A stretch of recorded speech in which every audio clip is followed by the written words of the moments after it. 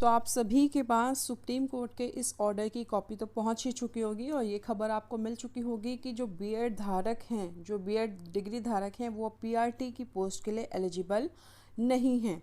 इसकी कॉपी यहाँ पर है, 46 पेजेस का ये पूरा डॉक्यूमेंट है। क्या है इसमें डिटेल में, आप यहाँ पर चाहे तो आप इसको पढ़ सकते हैं, पर मैं यहाँ पे बहुत ही शॉर्ट में जो मेन पॉइंट्स हैं, रीज़न जो दिए हैं यहाँ पर सुप्रीम कोर्ट ने इसके कि भाई जो बीएड डिग्री धारक हैं वो पीआरटी पोस्ट के लिए एलिजिबल नहीं हैं। क्यों नहीं है वो यहाँ पर मैं आपको बताऊंगी बहुत ही शॉर्ट में।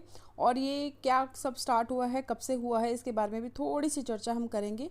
तो ये जो सुप्रीम कोर्ट में जो ये आपका गया है मामला, वो आपका राजस्थान की जो भर्तियां आई थी उसके बाद गया था। ठीक है, 2021 से मामला फाइल हो चुका था और इसकी जो फाइनल जजमेंट आई है वो आपकी 2023 में, अब आपकी अगस्त में आई है।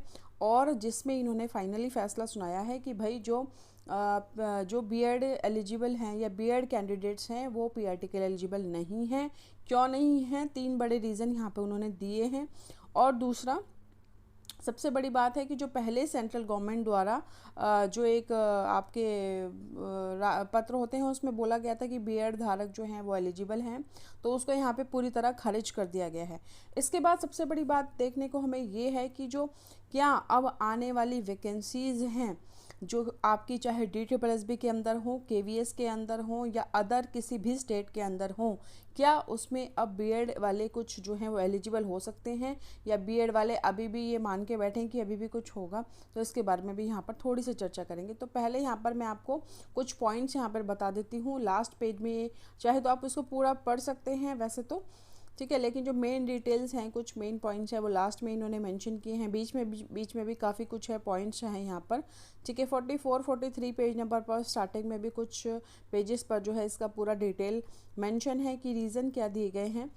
ठीक है, तो यहाँ पर, और ये बिल्कुल सही बात है एक तरीके से वैसे देखा जाए, तो यहाँ पर कोर्ट द्वारा ये बताया गया है कि जो पीआरटी का कोर्स है वो एक अलग लेवल का कोर्स होता है जिसमें कि हमें प्राथमिक स्तर पर के जो बच्चे होते हैं, छोटे बच्चे होते हैं, उन्हें पढ़ाने के लिए स्किल सिखाए जाते हैं। जबकि जो एक बीएड का कोर्स होता है ये बड़े बच्चों के लिए, जिसे हम बैचलर ऑफ एजुकेशन कहते हैं, ये बड़े बच्चों को पढ़ाने के लिए कोर्स होता है। उसमें हमें अलग तरह के स्किल्स मतलब जो है वो टीचर में डेवलप किए जाते हैं पढ़ाने के लिए। ठीक है, तो यहाँ पे अगर पूरी बात को समझें तो बेसिकली कोर्स, जो एक बेसिक कोर्स है प्राइमरी का, वो छोटे बच्चों को पढ़ाने के लिए है, जबकि जो बीएड का है वो बड़े बच्चों को पढ़ाने के लिए है। ठीक है, तो ये जो है मेन बात है कि यहाँ पर इस चीज़ को लेके यहाँ पर बोल दिया गया है कि प्राइमरी जो बीएड है वो प्राइमरी के बच्चों को नहीं पढ़ा सकते। और ये बहुत ही वैसे तो लॉजिक सिंपल था, पहले भी यही बात थी, लेकिन पता नहीं क्यों पहले इस चीज़ को यहाँ पे लागू कर दिया गया था। अब हो सकता है इससे बहुत ज़्यादा बच्चे परेशान भी हों कि भाई पहले तो हमने क्या नाम है जेबीटी में अब मिल गया था कोर्स, जो है हम एलिजिबल थे, अब नहीं है। तो भाई आप ये सोचिए कि जब आपने बीएड का कोर्स किया था, ठीक है, जब आपने बीएड में एडमिशन लिया था, तो क्या आपने सोचा था कि हम जो है जेबीटी टीचर भी बनेंगे? आपने यही सोचा होगा ना कि हम टीजीटी या पीजीटी के लेवल के टीचर बनेंगे। जेबीटी के अगर करना होता तो आप प्राइमरी टीचर का कोर्स करते हैं ना। तो बिल्कुल जो बीएड के कैंडिडेट्स हैं वो इस चीज़ को नेगेटिव उसमें ना लें, इसको पॉजिटिव उसमें लें कि अब आपके पास जो आपकी वैकेंसीज़ हैं, अब आपका माइंड सेट है कि आपने यही वाली जॉब करनी है, टीजीटी ही बनना है या सिर्फ पीजीटी बनना है। अब आपके माइंड जो है वो स्प्लिट नहीं होगा कि आप जेबीटी भी बन सकते हैं, अगर आपका बीएड में नहीं आया तो जेबीटी में आ जाएगा। ठीक है ना, तो आप एक ही कोर्स अपना जो भी सब्जेक्ट है उसको लेके ढंग से प्रिपरेशन करें और उसके लिए आगे फर्दर एजुकेशन जो भी है आपको जो भी पढ़ाई करनी है वो उसके लिए करें। ठीक है, तो ये तो हुई एक बात।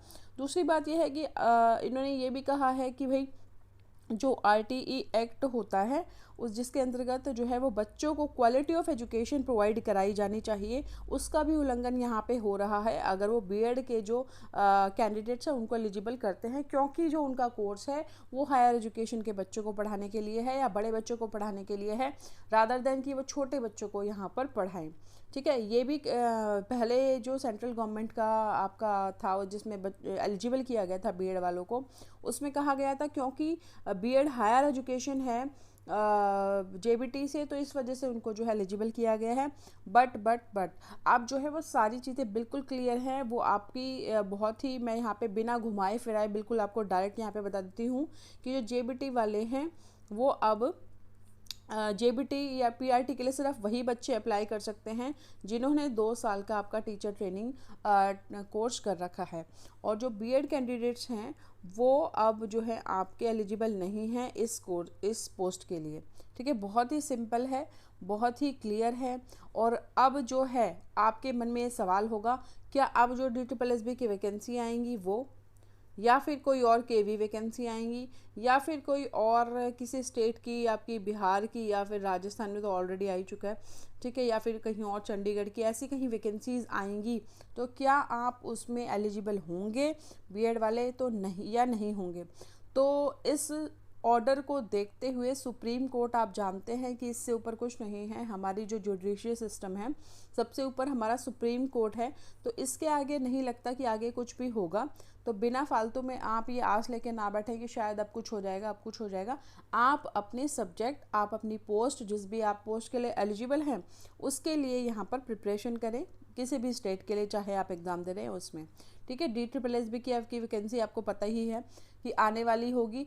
हो सकता है कि इस वजह से भी ही, क्योंकि जो सुप्रीम कोर्ट का ऑर्डर जो ये आया है, इस वजह से भी वैकेंसी जो है वो रुक रही हो कि एक बार ऑर्डर आ ही जाए उसके बाद ही वैकेंसी को आउट किया जाए, ताकि किसी भी तरह की कोई कन्फ्यूजन क्रिएट हो ही ना। मान लीजिए कि 10 दिन पहले वो आपका जो है नोटिफिकेशन वो रिलीज़ कर देते, उसमें आपके बीएड वालों को एलिजिबल कर देते, और फिर से वो दोबारा एक कोरिजेंडम लेके आना पड़ता है या दोबारा से उसको करना पड़ता कि भाई जो बीएड वाले हैं वो एलिजिबल नहीं हैं। तो हो सकता है ये भी एक रीज़न हो। ठीक है, तो फाइनली ये है कि अब टेंटेटिव वैकेंसीज़ आपकी ऑलरेडी जो है टीजीटीज़ की वो कई बार आ चुकी हैं। देखो फाइनल वैकेंसीज़ कब आएंगी आपकी DSSB की। ठीक है, बाकी जो अदर स्टेट में एग्ज़ाम चल रहे हैं, आपका BPSC है या फिर आपका चंडीगढ़ वैकेंसी है, उसके लिए भी जो है वो 10 तारीख से 10 अगस्त से जो है वो फॉर्म फिल करने स्टार्ट हो चुके हैं। तो आप अगर एलिजिबल हैं, आपने जेबीटी करी है, तो बिल्कुल आप उन फॉर्म को फिल कर सकते हैं। DSSB की वैकेंसीज़ भी है जो है वो बहुत जल्दी हमें देखने को मिल सकती है, क्योंकि कुछ टीचिंग पोस्ट जो है पीजीटीज़ की और काफ़ी नॉन टीचिंग पोस्ट जो है वो यहाँ पर निकाल दी गई हैं, भर्ती निकाल दी गई है। तो जल्दी ही जो बाकी वैकेंसी हैं हमें वो देखने को मिल सकती हैं। ठीक है, तो ये कुछ पॉइंट्स थे जो यहाँ पर आप वैसे देख चुके होंगे, बट फिर भी बहुत सारे लोगों ने हो सकता है ये वाला ऑर्डर ना देखा हो। ठीक है, तो ये बिल्कुल 100% आपका आ ही चुका है। ठीक है, सुप्रीम कोर्ट की तरफ से, तो ये एक बिल्कुल जो है वो मान्य होगा। ठीक है ना, तो आप जो है जिस भी आपने जो कोर्स किया है, सिंपल आप इसको ऐसे समझें कि आपने जो कोर्स किया है, मान लीजिए आपने जेबीटी करा है, तो आप एक पीआरटी टीचर के लिए एलिजिबल हैं। ये जेबीटी, बीटीसी है ना, और आपका डीएड हो गया, ये सभी एक ही कोर्स हैं, अलग अलग नामों से हैं, एक ही कोर्स हैं। बीएलएड वाले भी जो हैं, जो बीएलएड वाले भी हैं, वो भी किसके लिए एलिजिबल हैं, पीआरटी के लिए एलिजिबल हैं। तो ये सभी जो है, अगर आपने कोर्स करे हुए हैं तो आप पीआरटी पोस्ट के लिए हैं, बीएड आपने किया हुआ है तो फिर ऑब्वियसली आप टीजीटी के लिए एलिजिबल हैं, और यदि आपने मास्टर्स भी किया हुआ है तो आप पीजीटी के लिए एलिजिबल होंगे, है ना। तो ये सारी चीज़ें थी। आई होप आपको ये इन्फॉर्मेटिव लगा होगा वीडियो, और आपको ये चीज़ बहुत क्लियर हो गई होगी कि जो अब बीएड धारक हैं वो जेबीटी के लिए अप्लाई नहीं कर पाएंगे आगे फर्दर वैकेंसीज़ में। हाँ, अगर कुछ बच्चे यहाँ पे कंफ्यूज हो सकते हैं कि जो केवी में वैकेंसी आई थी उसमें बीएड वालों को लिया था, लेकिन उसमें ये मेंशन था कि साथ में आपको एक ब्रिज कोर्स करना पड़ेगा, है ना। तो ये भी हो सकता है, वैसे जब तक कि नोटिफिकेशन हमारे पास ना आ जाए तो हम कुछ भी कह नहीं सकते, पर DSSB की तरफ से जब भी हमारे पास नोटिफिकेशन आएगा तो देखते हैं उसमें क्या होगा एलिजिबिलिटी में। ठीक है, मैं बहुत ही जब भी हमारा नोटिफिकेशन आएगा तो मैं इसको भी आपको जो है ज़रूर से क्लियर कर दूंगी। तो आई होप आपको ये वीडियो पसंद आया होगा। अगर आपको ये वीडियो इन्फॉर्मेटिव लगा हो तो इसे लाइक करना ना भूलें और चैनल को सब्सक्राइब ज़रूर करें। धन्यवाद।